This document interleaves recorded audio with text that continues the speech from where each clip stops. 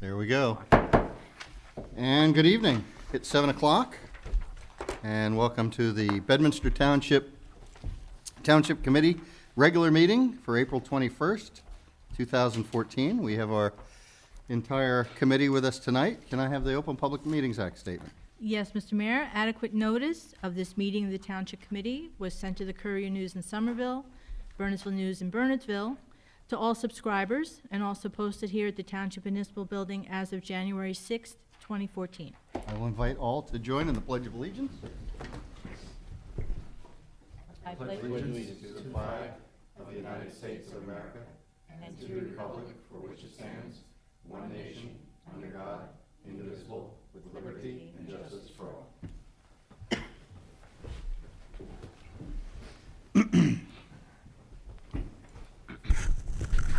Typically, we look through some minutes, but we don't have any minutes to approve. Don't have any. We will go then to permits and raffles. We have two on the agenda. A raffle license for the Watchung Hills Pop Warner Football Association. That'll take place June 13th, 2014. Fiddler's Elbow Country Club, 2 p.m. to 11 p.m. That is a casino night. And also a social affair permit, Hamilton Farms Golf Course for the American Cancer Society. That is May the 10th, 2014, 5:30 to 11:30 p.m. Any comments or questions? And if not, I'll entertain a motion. So moved. Second. All in favor? Aye. Thank you. Twice on every meeting, we invite the public to come up and make a comment. And so now, if anyone has a comment to make, please come forward to the microphone, identify yourself and your place of residence for the audio tape. Heads are shaking. No. All right, seeing none, let's go to monthly report from subcommittee chairs. We'll start with Mr. Payne. Thank you. Good evening, Mayor. Two things very quickly. This week, on Thursday, I think, Mayor, you're going to be in attendance. We have a BHHC meeting where there's also going to be a number of the neighborhood trustees who will be in attendance to discuss uses of the trust fund. Basically, it's an effort by Sharon and the BHHC to get the information out to the various trustees to allow them to promote the programs that we have for the affordability assistance, I guess is the best way to describe all the different programs we want. There's kind of some misinformation about what it is, but the more that we can promote it and educate the public, the more that they can utilize it. If I could just add, that will be in this room. This because room, we yeah, will that's- have, they're anticipating a very we're good getting crowd. quite a response. Good. Yes, and just a little refresher on that. Over the past several years, the township had held some of the COA money, and a couple of years ago, that money was transferred over to the BHHC, which does the stewardship of the affordable housing. And whereas the state was trying to look to pull any unspent money back down to Trenton, we didn't have the money anymore, and the BHHC had it. But in the spirit of the idea that the governor said, we want it back if you're not going to spend it, our BHHC council decided that we need to do a better job of using that money to maintain our affordable housing so that it stays to a high quality in the go forward. So we came up with a program where the neighborhoods would petition to the council and come up with proposals for things to spend the money on. Those things needed to be mostly safety and infrastructure related, and they were going to compete. So the council could look and see where that money could be best used. Some of it was grants, but most of it was either matching or no interest loans. So this is our first foray into that this year, and so we'll see what goes on Thursday. Yes, that's right, Mayor. In addition to the affordability assistance, using some of these for capital projects so that the associations, if they would not have to see, they have to special assess their members and therefore raise the dues and then seek more affordability assistance to be able to meet that. So it's kind of a direct payment. It is a vicious circle. You have affordable housing, yet the some of the maintenance fees, especially coming past through this winter, those fees are quite exorbitant, and it almost defeats the affordable housing goal. So, well, thank you. And then secondly, just Wednesday morning, we have a STAB meeting, Judy, in PPAC. And I saw the agenda, John, I sent the agenda to you, and one of the items is the DPW use of the generator. So they're gonna probably be asking me for some usage type information, some type of load information, or anything like, what are we gonna be using it for? And is there enough capacity, which I know there is, but by Wednesday morning, if I can get some data to be able to present to them, We'll they're, be able to get that before Wednesday. Like I told you the last time, we're gonna need to hire probably an electrical contractor to get you that information. I'm not knowledgeable enough. well, it would be cheaper than putting in a new generator, I'm sure, right? If we got some data. Judy, I don't know what you can pull together from I have a Paul. recommendation from Paul Ferrero, as someone we could hire, but I don't know that we could get it done by Wednesday. Well, doesn't look like it's gonna get done by Wednesday, but I think the offer is still out there by STAB. I don't think they're gonna pull the offer. I mean, they thought it was a good idea, but, you know, not having anything specific, I guess it will have to be tabled then. And that's it. Carolyn? And from the Board of Health, we have some good news for those of us who eat at restaurants. This is something Bernie has been reporting on when he was liaison to the Board of Health, but now that I'm liaison, after 3 years, they finally adopted unanimously the amendment that requires a grading system for inspections at restaurants, which is something New York City and some neighboring communities have had for many years. They could get a rating of an A, which is, of course, the highest, and then a B, which means they're operating in acceptable compliance with all state codes and regulations. A C means conditionally satisfactory with 3 or more critical violations, and then there's an unsatisfactory, and it will be prominently posted at the restaurant or the catering establishment. And there's usually an inspection once a year, but they can be done more than once a year if they want to get a better evaluation. So that will be going into effect, and there didn't seem to be anybody at any of the meetings from the restaurant community opposed to it, so that's good news. From the Environmental Committee, the Raritan Headwaters Association will be having their annual stream cleanup day on Saturday, April 26th, and they're looking for volunteers. The school's being invited to participate also. And also, there was a Somerset County Green Team Leadership Roundtable, and I was notified of it, and I contacted the Green Team, and Green Team members Robbie Lurt and Donald McNabb attended. Nothing really major to report from that. They're still following up on a few things, so when they get all the information, I will report it to you. Yeah, that was the And, night of our special meeting. That was yes. why none of us were able to make it. But they actually, when I read the notification that went to us and then the one that went to the Green Team, they preferred Green Team members to be there, and they only wanted other township officials if the Green Team couldn't come. So it worked out fine, because I was prepared, well, I was going to go before we had that special meeting.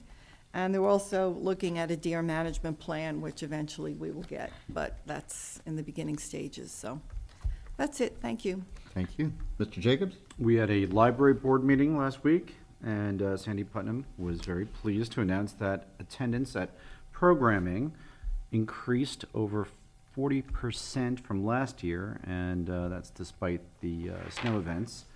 Sandy also reported that operating expenses are right on budget, exactly even with last year, so that's all good for the library. And the emergency generator kicked in when they had a little power outage last week, and Sandy said it came on seamlessly and went off seamlessly, and very pleased with the operation. That's it. Well, that's good news. The library's generator was put in. It was something that the Board of Trustees decided after Sandy. It was all done with private money, so no taxpayer dollars went into it. And the whole staff at Clarence Dillon does an amazing job when you consider their budget is simply tied to ratables. So their budget has actually been dwindling over the past couple of years. There's nothing discretionary about the money that's given to the library. Yet they continue to put on programs that increase activity and interest in the town, and that's just amazing. Sandy said that the program they did, I think it was a week or 2 weeks ago, on Blairsden, the history of Blairsden. They had actually had to turn people away. Wow. That it was, they had such a big turnout for that event. That's great. It's a good problem to have. Yep. Ms. Santucci? Thank you, Mayor. We had an open space meeting, a JVH House meeting last week, but there's no major updates at this time. I will keep you posted.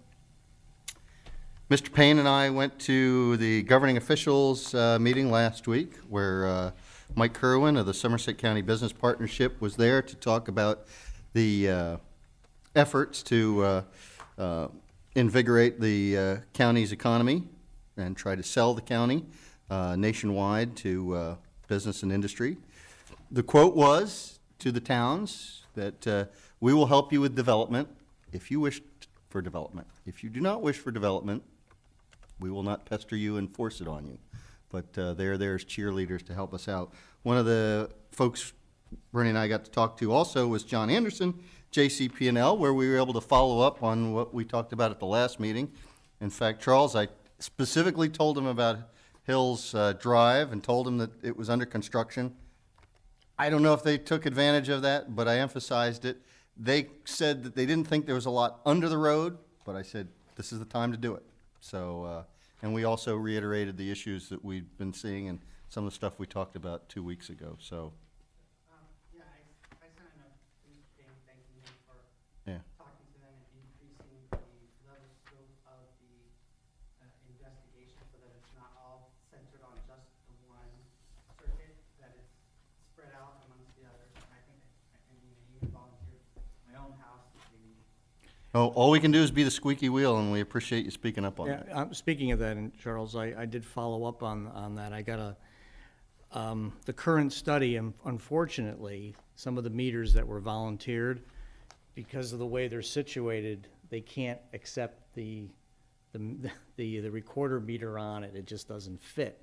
So now I'm going back and forth to see if we can't find other volunteers within those neighborhoods, different configuration of the meters, because they can't put them all on that they wanted to, so. Well, Some of them are on, some of them aren't. I hope so- people talk to their neighbors and encourage them, because so it's I'm- the only way we're working on gonna, that, you know. gonna prod JCP&L to coming up with the right answer. Also, a week ago, I guess it was a week ago Monday, I was down in Trenton. I rode down with Mayor Honecker of Bernardsville, and we stood behind Governor Christie and a whole host of other mayors and county officials to talk about the 2% cap, the 2% cap on salary arbitration. And the governor and many other people came to the podium to remind the assembly that the towns have a 2% cap on appropriations that does not sunset, yet our salary arbitration cap sunsetted at the beginning of this month. Now, that does not affect our contract negotiations here, but the idea is that it needs to be ongoing. If we have a spending limit, that spending limit has to permeate throughout all we do. And the governor made a very interesting point that was a sort of not to the 2% cap, but he shared a statistic with us, and he said in fiscal year 2016, healthcare costs, the line in the state budget for healthcare costs, will go 51% for retirees and 49% for active state employees. So starting in 2016, the demographics are such that the state will start spending more on health care, and that is already with the money that's being taken out of the employees' hides for their own health care. So I think you'll be hearing more about that. The follow-up on that, I went to the Franklin Town meeting, and they had all the charts up about the legacy costs for health care and pension, along with the current debt service, along with salaries for current employees. And I was just amazed that after you strip that out, there's only about 6% of the budget that's left for everything else. Yeah. It just doesn't seem like it's tenable going forward. What was the mayor's feeling about the 2% cap, arbitration cap? Oh, everyone there was there because they want to see the assembly renew the Right. cap as it Mayor had wants been, it renewed. as it had been sunset. And the state Senate and Senate President Sweeney got it through the state Senate. But it is, I think it came for a vote, but it was altered significantly in the assembly. And the governor's point was that Speaker Prieto voted for it 4 years ago in the state that it was in, and that he should bring it up and bring it to a vote again in that same form. So that's what those of us were there to support, so. Good. Thank you. Okay, Ms. Sullivan, Administrator's Report. Yes, sir. At our last meeting, I had a very historic map donated by John Smith, and very lovely map, framed and glass encased, but it is now on display in our lobby, thanks to John Mance. So I invite everyone to take a good peek at it next time you're in. It's right next to where you pay your taxes. It's right to the right of that. So it's a very nice display. The Raritan Headwaters, working with the Environmental Commission, is going to be offering well testing kits available for sale the week of June 9th to June 12th. That's Monday through Thursday, and then on that Friday, they'll be accepting the well samples back for testing. The kits will be on sale between 10 and 2, that Monday through Thursday, and we actually will be having a college intern that helps us out sometimes during the summer come in to set up everything with Raritan Headwaters, so. And that's right at Town Hall, right? Right here in the lobby. And that is money well spent. I know my family has participated every year we've been back here, and it'll give you a nice peace of mind knowing what's coming out of your well. Yeah, there's all various tests available, the basic test kits, or if you want to test for something in particular. But that's June 9th through the 12th with the testing. Bring back your samples on the 13th. We're still tweaking a little bit the access system for all our doors with the new Honeywell system. Everybody got their new swipe cards. They've been distributed. We now have the availability to give a special code out to, say, a chairman of Environmental Commission or a chairman of another group, special code that would get them into the doors without a swipe card. So we have some extra things we can do. And I got a report. The operator from Whitewater for the sewer utility came over last week. A couple weeks ago, there was a lot of activity going on over there, and I got a lot of questions from mostly employees wanting to know what was going on, because the odor was pretty good. What they did, they cleaned out both the tanks, scrubbed them out. There was a lot of sludge in the bottom. Hadn't been done in a long time. But it's all nice and clean and cleaned out, and everything's good. We shouldn't have some of the odors that we get in the summertime. So I thought that was a nice positive report. Also out in the lobby tonight are some trees. At the Easter egg hunt down to Fairgrounds on Saturday, that was a combination Bedminster Far Hills event. Part of the donation from Far Hills were the trees. They're free trees that we got from the county. And since tomorrow is Earth Day, there's some leftover trees. People are welcome to take them and please plant them. Or if you, I don't know when Arbor Day is, but anyway, they're available. They're all wrapped, ready to go. So help yourself to some trees that are out in the lobby. And that's all I have. All righty. Public ordinances, or hearings on ordinances. The only ordinance we have before us this evening is our municipal budget, which isn't necessarily an ordinance, it's a resolution. So, let me ask for a motion to open up the hearing on Resolution 2014-062, the municipal budget. So moved. Second. All in favor? Aye. So, this is our opportunity, and the opportunity for the public to ask questions about the municipal budget. So I will open the microphone up to anybody that's interested, that has a question or a comment regarding this year's budget. If I could just give a quick comment here.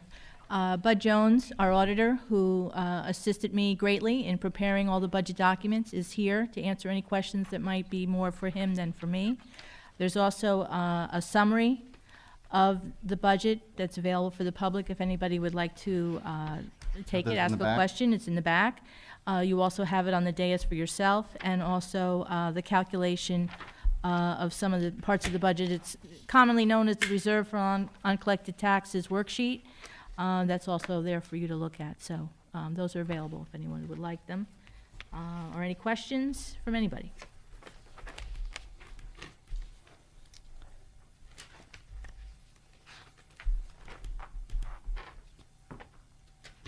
I will also entertain any comments or questions from those of us up at the dais. Well, I'll make some comments just for the record. We put a lot of time into this budget, all those Saturdays and evenings. I can just say that, no one likes to raise taxes. I mean, we all live here, too. We're all taxpayers. But I think everyone realizes we were faced with tough decisions that every municipality is being faced with. And what we did was we thought that we did the best thing for not only today's residents, but for future residents and future township committees. So 10, 15, 20 years from now, Bedminster's still going to be the place that we think is very special and that we call home. And I was just going to point out that, not that any of this was really considered, because I don't think anybody would agree with it. Even our critics would say that it's probably not the prudent way to go, but we could have borrowed a lot more money. We could have deferred a lot of capital projects and road pavings. We could have deferred purchases for equipment. We could have not paid down our principal on our existing debt as quickly as we're doing now. We are doing it aggressively, and that was certainly in the slide that Judy provided. We could have borrowed more from the surplus, and certainly we didn't have to replenish the surplus, is what we're trying to do now. We could have cut a lot of services, recreation programs, scale back maintenance of fields, could have stopped funding open space purchases and maintenance of our existing inventory. And we could have deferred fire equipment, police equipment, EMT, and DPW.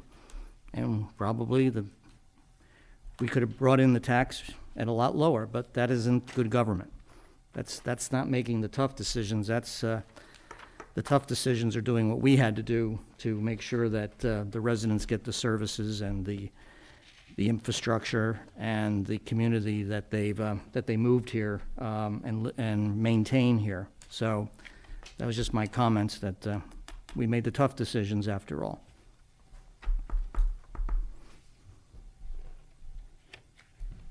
Any other further comments? If not, I'll take a motion to close the public hearing. So moved. Second? All in favor? Aye. Aye. All right. I will entertain a motion to adopt Resolution 2014-062. We need 4 votes. So moved. I'll second that. Roll call vote. Ms. Freeman? Aye. Mr. Jacobs? Aye. Mr. Payne? Aye. Ms. Santucci? Aye. Mayor Parker? Aye. Thank you all. And I thank you all. This was not an easy budget, as Mr. Payne said, and I appreciate that this committee came together and worked as a team to make it happen. All right, let's move on to the consent agenda. We have one resolution on the consent agenda authorizing the refund of tax and sewer overpayments. 2014-059. Can I get are there any comments or questions first before we go to a vote? And if there are none, I will accept a motion. So moved? Second? This will be a roll call vote. Ms. Freeman? Aye. Mr. Jacobs? Aye. Mr. Payne? Aye. Ms. Santucci? Aye. Mayor Parker? Aye. Thank you. Resolution 2014-060, and this is the second one, and thank you, Bud. Thanks, Bud. In as many regularly scheduled meetings that I am very pleased to bring forward, and this is authorizing the appointment of Sergeant Carl M. Rock as the new Detective Lieutenant of the Police Department, which will take place May 1st, 2014 officially. We had a special executive session meeting last Monday night in these chambers, and we interviewed some very, very worthy candidates. And I will just say on my own behalf, both Bernie and I were here 3.5 years ago when we interviewed new chiefs, new lieutenants, and new sergeants. And we got to meet probably 80% of the department in that series of interviews. This year, we haven't quite gotten that deep, but I will say that one thing that you get out of doing something like that, having those interviews, is you really get to learn about the individuals that we have on our police department. And it's really easy with budget times and union contracts to put up a little wall and, yeah, it's us and them and it's whatever. But it was really gratifying to have individuals stand before us and speak from their heart and tell them why they love Bedminster, why they love working for the people of Bedminster, what motivates them as police officers. And that was time well spent, I think, for this group. Yeah, I agree, Mayor, and the one thing that we always came about with, even 3.5 years ago, I think we were, you and I came away 3.5 years ago, and it held true now that we have a very deep bench of talent on our police force. And, there's others in line to be able to step in when needed and as leadership turns over. So you got a good team Thank you, I know that. and good leader. If I could just comment, the first is when both the chief will be sworn in and our new lieutenant will be sworn in. The first, I think, is it a Friday? I think it's a Friday. Thursday. We'll do that with no ceremony, just here quietly. But we would like to do something publicly at a meeting. We had discussed On the 5th? May 5th, which would be our next meeting. Yep. I think that there's a conflict. Yes, unfortunately, Sergeant Rock's family will be traveling to Florida and may not be able to come back to attend this. And we had thought maybe we could push this off so that his family, as mine, would be here on the 19th, which would be the following. That's perfectly acceptable to me, as long as we got you guys on the job May 1st. Yeah. I think that's what's So important. that's more of a ceremony. We invite the newspapers and the families and the friends, so have a little bit of a ceremony at that point, so. Any further comment? If not, I will accept a motion for 2014-060. So moved. Second. Again, a roll call vote. Ms. Freeman? Aye. Mr. Jacobs? Aye. Mr. Payne? Aye.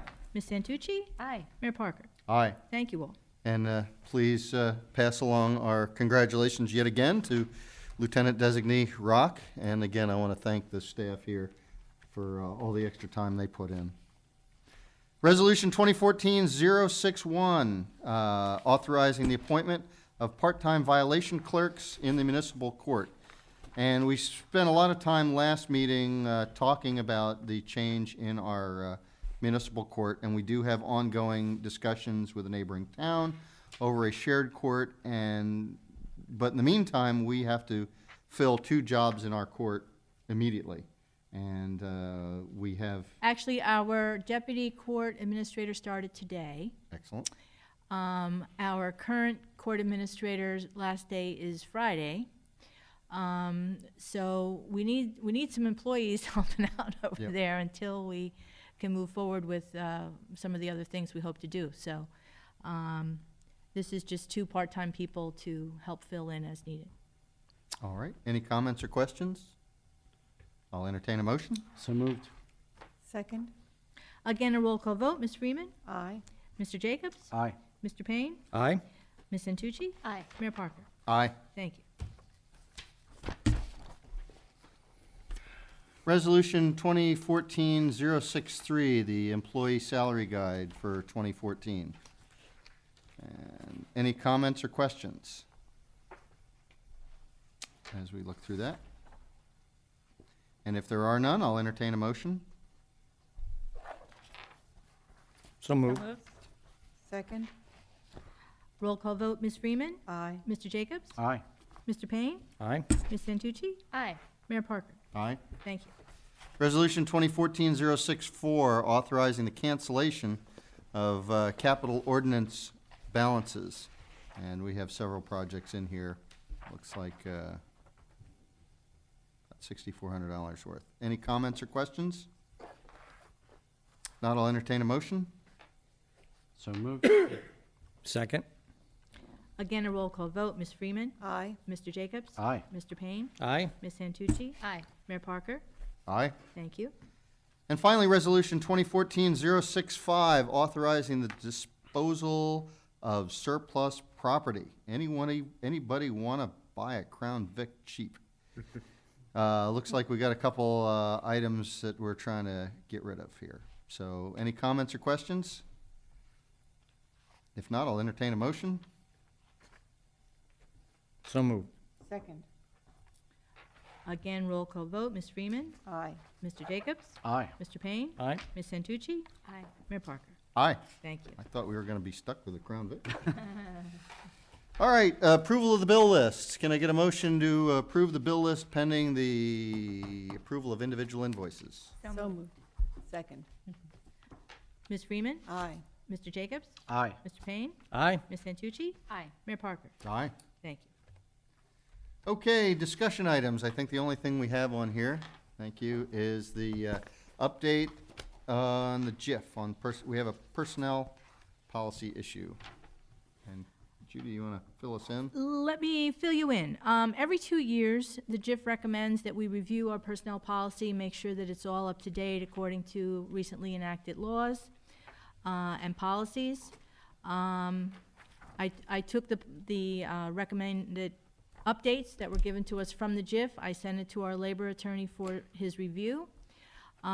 You'll see in your packet there his comments back to me. He had a few little typos, a few little tweaks, a few word changes that are before you. And then he had two comments. And those are the two things I want to discuss tonight, if we could. One, his first comment was just about, he's suggesting some change in some of the verbiage we have regarding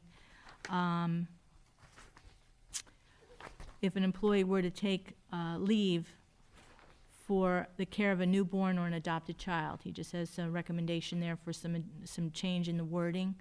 I did implement his suggestions into the resolution. If you can just kind of read what his comment is there before you.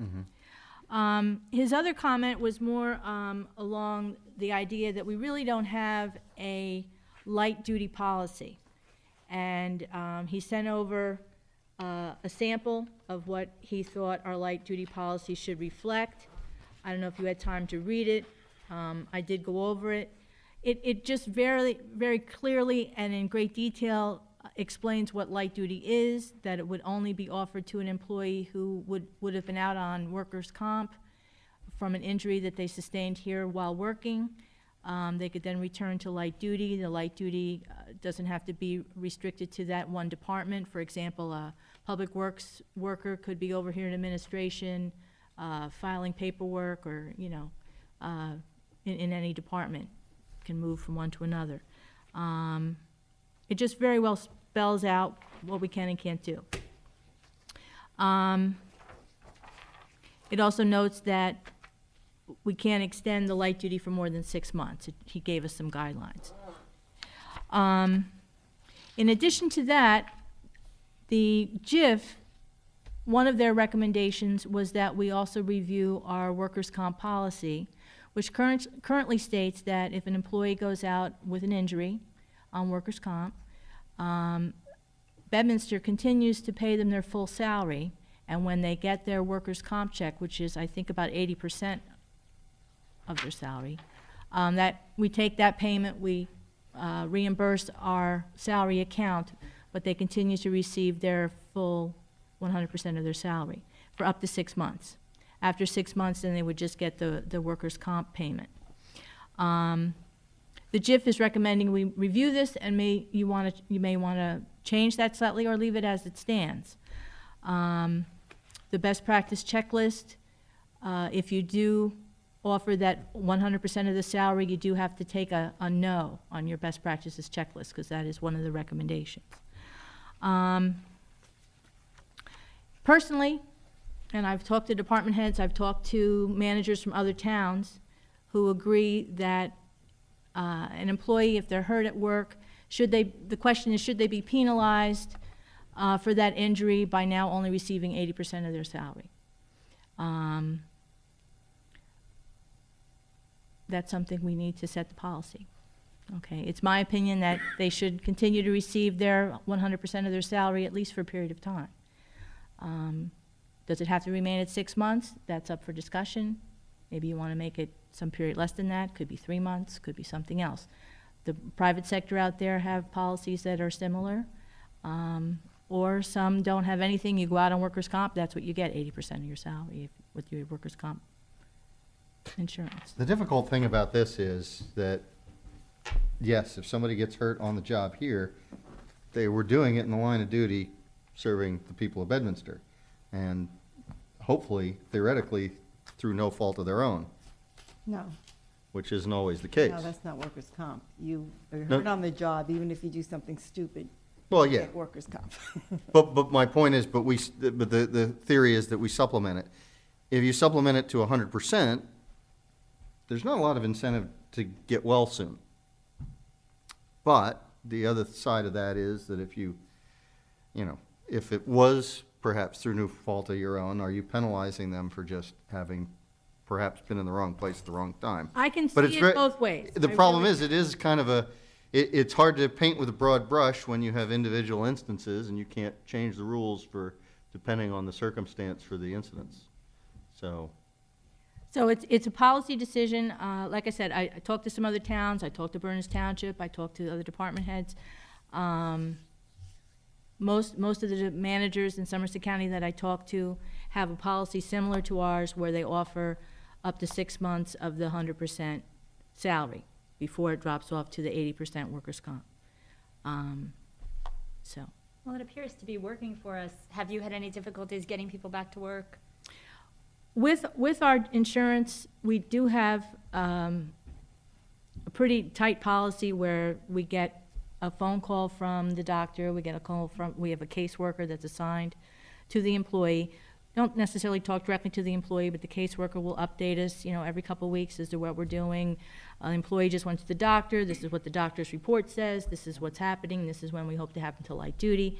Some towns do not offer light duty, which I find not the best practice. Get the employees back to work as soon as possible, offer them light doing duty. something for their pay if it's. Maybe they're not doing something that they really enjoy doing, but get them back to work and have them doing something that's helping the town. Maybe they're washing a police car, or maybe they're, like I said, filing in our file room. We do offer that, and we do get them back. I've had police officers, public work officers, administrative people doing all kinds of things. We do have that policy. So. Judy, what impact does this have on our budget generally? Let's The just say paying an employee 100%. goes out on an injury, we continue to pay them their salary. Right. It isn't like we're going out to hire somebody else to fill that position while they're out. But we need someone to do what they were doing. There may be overtime that's Right. paid to other employees to fill that spot, in the case of the police department, or we just do You more have with a less. ballpark on how that affected our budget when the police officer was recently out for a while? Actually, it didn't, last year, we did have a police officer out for quite some time, and if you remember, we did come in with, our overtime was, ended up pretty good at the end of last year, if you remember. We ended up restructuring, we moved some personnel around so that it would negatively, we tried to reduce the negative impact on that. And also, I'm in favor of the light duty because that officer was asked to come in and do types of work that we needed to get done. And it kind of pushed that person back to work, I believe, Very good. sooner. And John, you and Craig have the two departments that probably are in the most line of fire injury-wise. Have either of you had difficulty getting somebody back to work? That, other than no kidding, real healing? Motivating them back to work, I guess, is my problem. I think I welcome that light duty because it motivates that officer to get back on the road. Yeah, we truly didn't have a light duty policy before, where I think this is going to put a true policy in place, which guarantees that we do have it and people are gonna come back to work a lot sooner, so. Yeah, an employee cannot, if light duty is offered per this policy, an employee cannot refuse it. They have to, if they're offered light duty, they have to come back, if their doctors release them to do so. If they don't, then there are, consequences that they. Judy, too. Our workers' comp, medical teams have been very good about getting people to where they need to be at this point in time. Yeah, I was gonna say, because we're considered a small employer, we're able to stay on top of the medical progress that the employee and coordinating with workers' comp and the doctors, so it's not like it's a huge company and No, somebody gets lost. I don't think we've in ever the- had more than one shuffle. person out at any given time, and we haven't had that many. I mean, each of the police and the public works department, yes, we've had injuries, but we haven't had a negative impact that I can really say. And what's nice is the physician will let us know exactly what he or can't do. So it's not gonna put us in a position where we're gonna have him do something he's not capable of or re-injure. So we'll know his limitations and be able to do a job description for them. So- Unfortunately, we are at the mercy of the doctors making those determinations of when they can and cannot come back to work at this point in time. But the light duty does provide us, at least we get to physically see the person actually doing something for the money they're getting at this point in time. And we tie the light duty in with the 100% that's available to them for the period of time before they go to 80%, right? Right, right. Any other comments? No, I think the policy's, that would be a great policy, and keep going as we're going. And implement the language. I'd agree. So we don't actually have a vote here, but No, I this think is just, I think the sense of the committee is, You have the draft of the resolution in front of you. I would bring it to the next meeting for a final review, but I wanted your comments Yep. tonight so we can implement the changes as suggested by the labor attorney. all right. All righty, thank you very much. New business. Oh, go ahead. This Nope, please. that you gave us to read, can we also discuss that? Because we had this in our packet, Mm-hmm. I guess this is all Resolution 2014 XXX. Right, now, the one that was in your book was my first draft that I sent to the labor attorney. Okay, The one that's before you on the dais, it was his response to me with changes. So that the updated one is the one on the dais. but we didn't get this till tonight, so I Right. haven't had a chance to read. So we're not going to do anything with it tonight, just, we're gonna fully discuss it at the next meeting, but I Because wanted, had some comments on it. So, okay, if we can discuss it. yeah, so if you wanna compare the And two. we can still make, next meeting comes around and we have it without all the changes in it. Yeah, And if there is some more tweaking, then we Right, we certainly can are free to certainly do that change it. next time as well. okay. We So I can wouldn't, certainly yeah, change it. we're not, that's why we're not voting tonight, and, And But- there's no time urgency at this point. No, we just need to, we had to, if you saw in the attorney's email, he said, and I did sign the risk control checklist, there's a checklist of all the things that he reviewed that were in the process, and we have to send that to JIF to say we're in the process of adopting the updates. So, that has to be done, they recommend that it's done before the end of May. Judy, in the best practices checklist from the state, is offering a light duty policy one of the questions or one of the, Yes. Yes, and we're able to take credit for that? credit for that. Okay. all righty. New business? We don't have anything on the agenda. Old business? Currently, we don't have anything ready on the agenda tonight, but I think we'll probably be looking at some old business in the coming weeks. Well, there were some items that we took off until we adopted Right. the budget. Do we want to put those back on for Yeah, next well, I time? was the property tax reward program, I didn't want to bombard you with this while we were having all our budget meetings, but when I was inquiring about it, he did send me an email with a lot of information on it, so I was going to send that to all of you this week. And then maybe at the next meeting, we could talk about whether we want to have a representative of this organization come to speak with us at a meeting and invite the Bedminster Business Association. They've called me, a few of them, and I spoke with Ira at the Far Hills Pharmacy, and they're very interested in it. Okay. So Well, let's look either the first or second May meeting. You tell us how far you're at to see where, how much we can do. I just wanted to send you all the information they sent me, and you could look at it, and then maybe at the next meeting, you've had a chance to look at some of it. You don't have to look at all of it, he sent me a lot. We could talk about whether we want to have a representative come to one of our meetings and talk about the program, and I'll invite him if we decide to do that, and I'll notify the BBA, and then he could tell us about the program, and then we could at some point decide if we want to implement it, or decide if maybe it's up to the BBA and not us, whatever.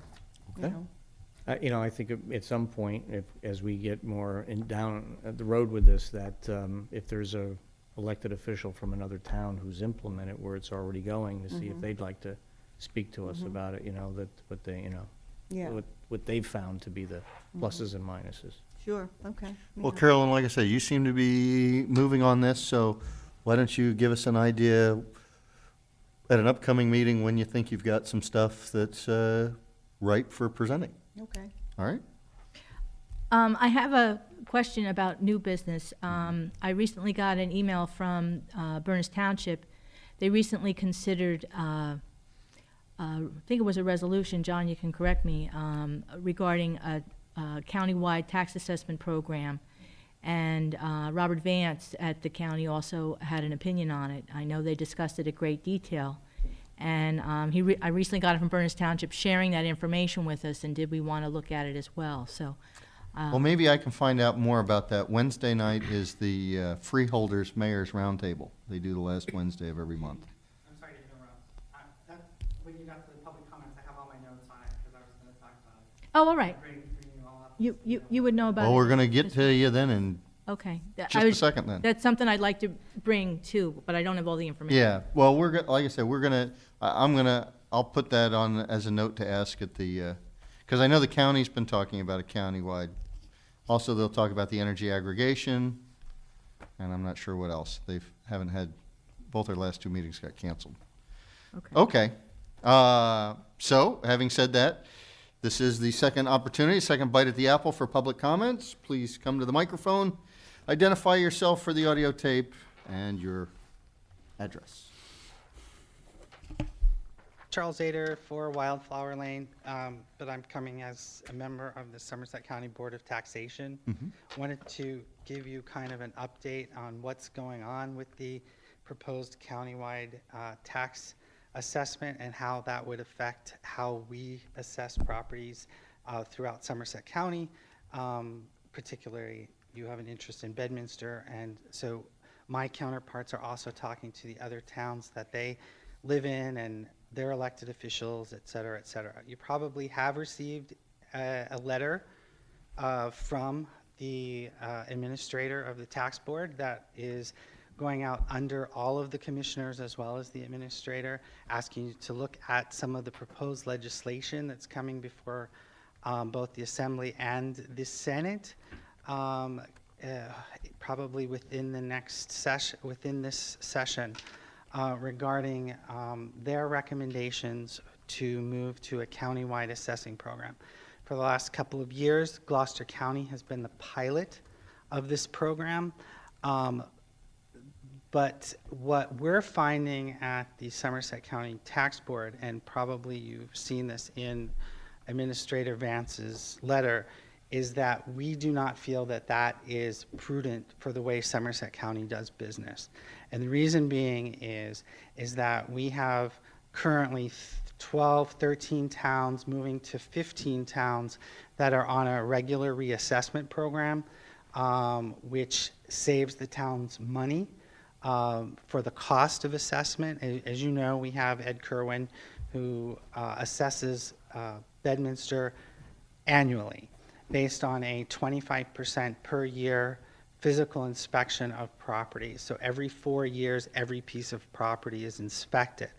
How that benefits is that keeps the director's ratio for Bedminster high. It keeps the assessed values at the closest to true value that we can, given obviously that it's spread over a 4-year period. The downfall of that, of moving to a county assessing program, would be that all towns within the county would get reassessed at one shot. And then they probably, if you're as bad as Middlesex County, it could be 20, 25 years before they get reassessed again. So then what ends up happening is that your assessment ratio starts to fall. And then it becomes out of whack with what is true value. That is good for some and it's bad for others, but it becomes inequitable. And we feel that given the model in Somerset County where we're pushing more and more towns to adopt the reassessment program that Bedminster is currently using, that we would be naturally in a better position to assess true value than a countywide program. The countywide program would also take away from home rule. It would eliminate the assessor position within Bedminster. It would move it to the county level, and it would be hired by the freeholders. It takes it away from the town being able to tell who, what, where, when, why. All of those functions move to the county. The problem with that is that your assessor, Ed Kerwin, he knows every single piece of property in this town.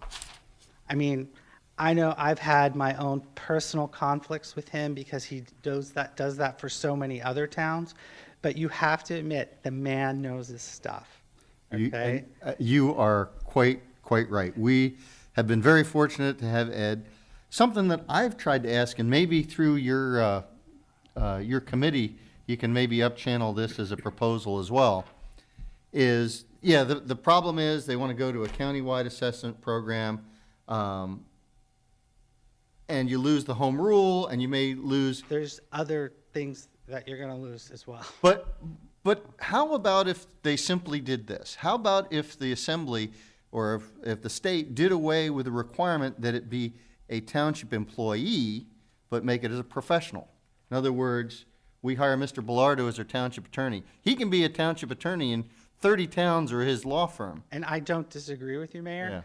That's not what's being proposed. Oh, I know. And so you would have to strongly voice that opinion, and I very strongly encourage you to do that, because obviously then you wouldn't be paying health insurance. As you know, Bedminster pays all of Mr. Kerwin's health insurance, even though he works for 7, 8 other towns, right? And it's unfair for Bedminster to be burdened with 100% of that cost when he is also receiving benefits. He should be not be receiving. And about every 18 or 24 months, that gets a big splash in the paper, and the Wall for Street Journal. understandable reasons. Our suggestion was if they would do away with the position, make it a professional, then you could have blank associates, and he could do 1 town, 7 towns, 12 towns, 30 towns. He could have a staff of 100 people. He could do countywide. He could do whatever.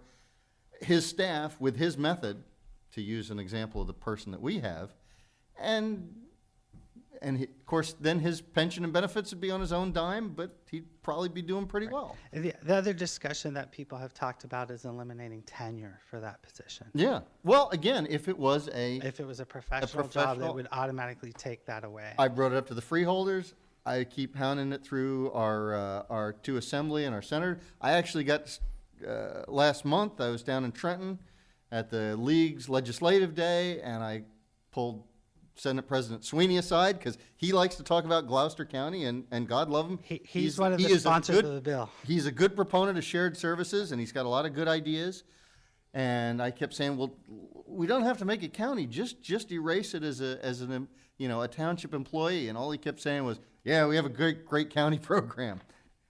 But yes, if you guys at the committee level could voice that, we we're would. touted as, in Somerset County, we are touted as having one of the best programs because for the number of line items, we have the lowest number of appeals of any county in the state of New Jersey. Last year, we only had 1,400 some appeals, whereas a county like Bergen had over 10,000.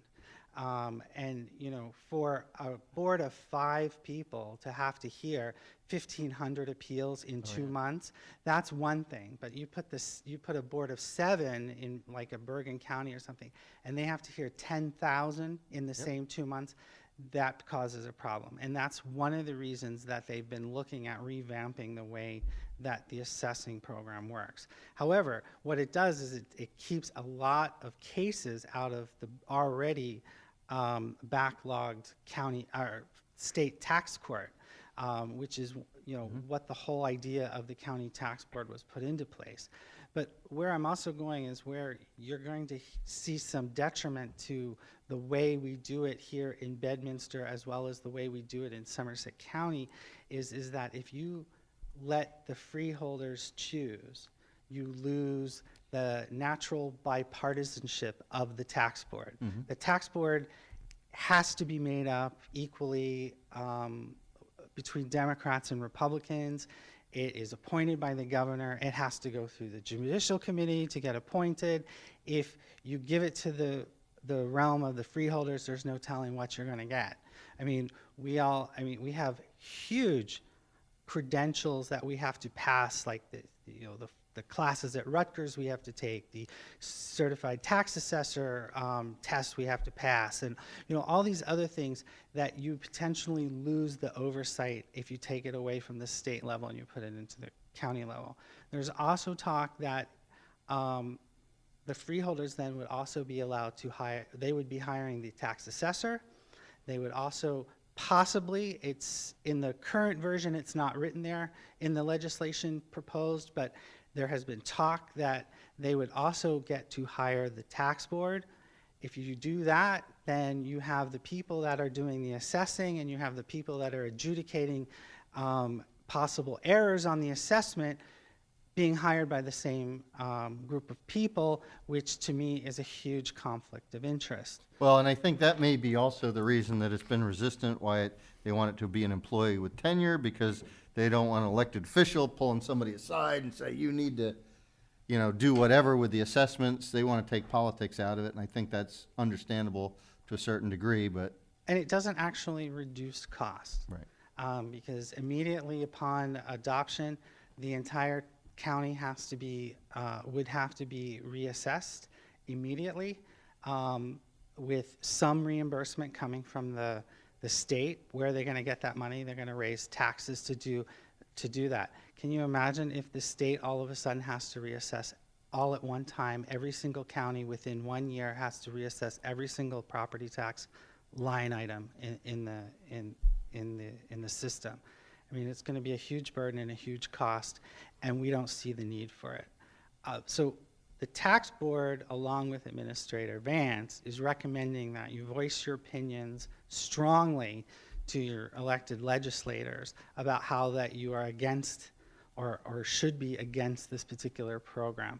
Because remember, we're pushing to all of our associations, the New Jersey Tax Assessing Board and the New Jersey Association of Tax Assessors, and everything that we can to make people aware of what's going on. And we're also pushing how well things are being done in Somerset County, and that they should look at our model versus the Gloucester County model.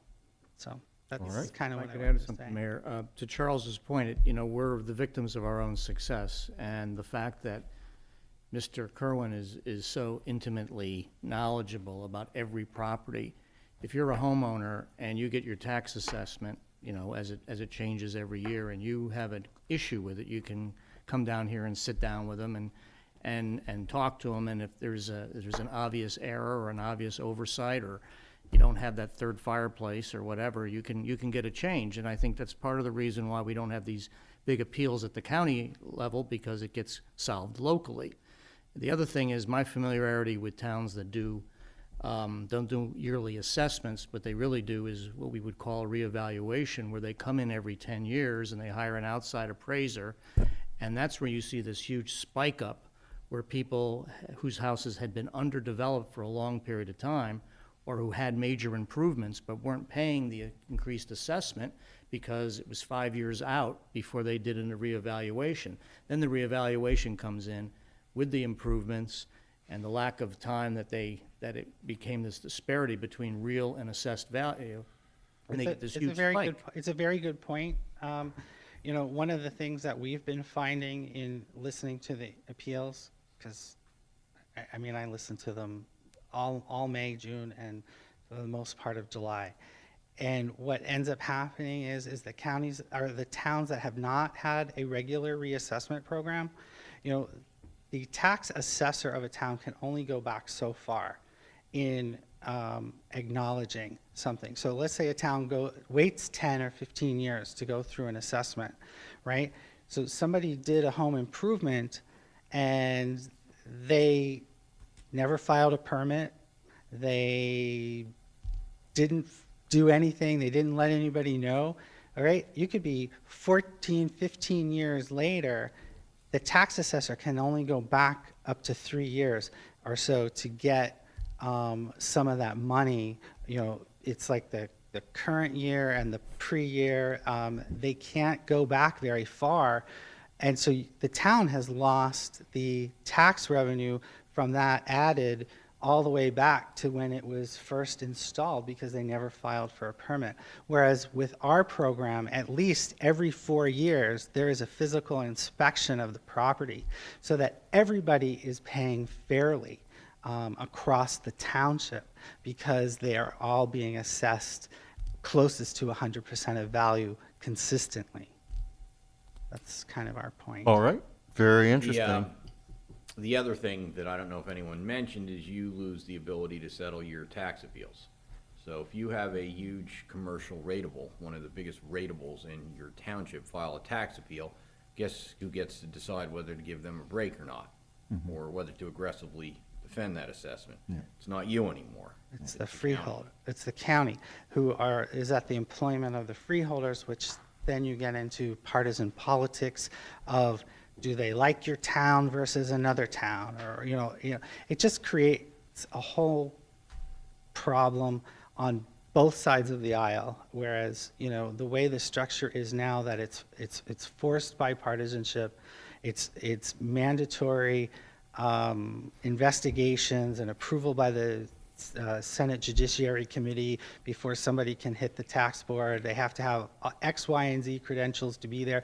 I mean, a lot of that stuff could go away, and you could get Joe Schmo from down the street managing the assessment on an AT&T property, for example. To your point, John, and then if you lose an appeal on a major commercial property, and they're entitled to a refund, as you know, that that money has already been paid to the school district and to the county. Then it Comes falls straight on- out of the municipal. out of Right. municipal, so, and we have no ability to preempt that. And I know in the past, we've sat down with our large commercial landowners and been able to strike some type of accommodation for assessments when they felt that they were being unfairly assessed.